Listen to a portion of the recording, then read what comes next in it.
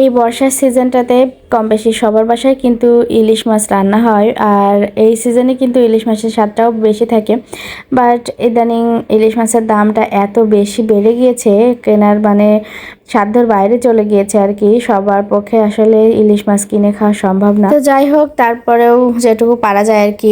ইলিশ মাছ বের করছিলাম একটা, সরিষা ইলিশ অনেক দিন খাওয়া হয় না, রান্না করা হয় না, তো ভাবলাম সরিষা ইলিশ করি। বাঙালিতে তো আবার ইলিশ মাছের রেসিপি মানেই সরিষা ইলিশ। তো যাই হোক, সরিষা ইলিশটাতে সরিষা বাটাতে দিতেই হবে। সরিষা বাটার পানি দিয়ে ঝোলটা ফুটে উঠলে আমি অবশ্য মাছগুলো দিয়ে দিই, এভাবে রান্না করি। আর সরিষা ইলিশ রান্না করতে আমি অবশ্য মাছ ভাজি না, না ভেজে রান্না করি। অনেকে অবশ্য ভেজে খেতে পছন্দ করে, যার যা রুচি।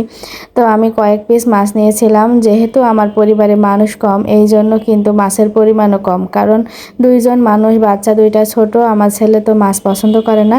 তো এই কারণে অল্প পরিমাণে নিয়েছি, যেটুকু লাগবে।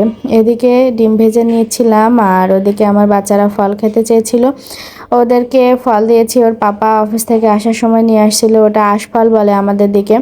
তো যাই হোক, ওরা ওটা খেয়েছে লিচু মনে করে আর কি, অনেক বেশি মজা করে খেয়েছে। আর আমি যে রান্না বান্না শুরু করেছি, ওরা ওদিকে খাচ্ছিল আর আমি রান্না করছিলাম চিংড়ি মাছ দিয়ে। এই রান্নাটা কিন্তু খুবই মজা লাগে, মানে চিংড়ি মাছ আর পুঁই শাক সাথে মিষ্টি কুমড়া দিয়ে রান্না কিন্তু খুবই মজার একটা তরকারি। এইসব তরকারি দিয়ে ভাত খেলে কিন্তু অনেক তৃপ্তি করে খাওয়া যায়। আর এই যে ফল ফ্রুটস খেয়ে এইভাবে রেখে দিয়েছে। খাওয়ার পরের দায়িত্ব হচ্ছে আমার ক্লিন করা। তো যাই হোক, আমি ক্লিন করতে এসে আমি একটু ফ্রুটস খেয়ে নিচ্ছিলাম।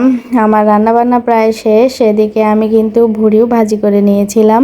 ভুড়ি ভাজি এভাবে করে কিন্তু আমার বেশি পছন্দ। আমি ছোটবেলা থেকে এটাতে অভ্যস্ত, মানে এভাবে রান্না করে খেয়ে অভ্যস্ত। তো আমি আমার পছন্দের মতো করে একটু ভেজে নিয়েছিলাম। খুব মজা হয়েছিল, অনেক বেশি মজা করে খেয়েছি, পছন্দের খাবার বলে কথা।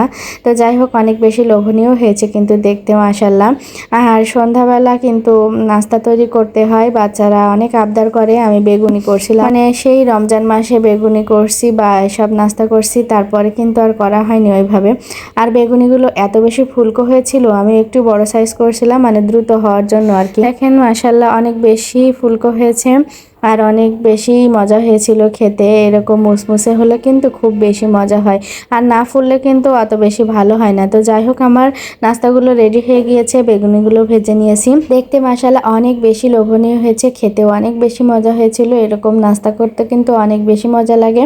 রমজান রমজান একটা ফিল হচ্ছিল আর কি। বেগুনি খেতে কিন্তু ভালোই লাগে।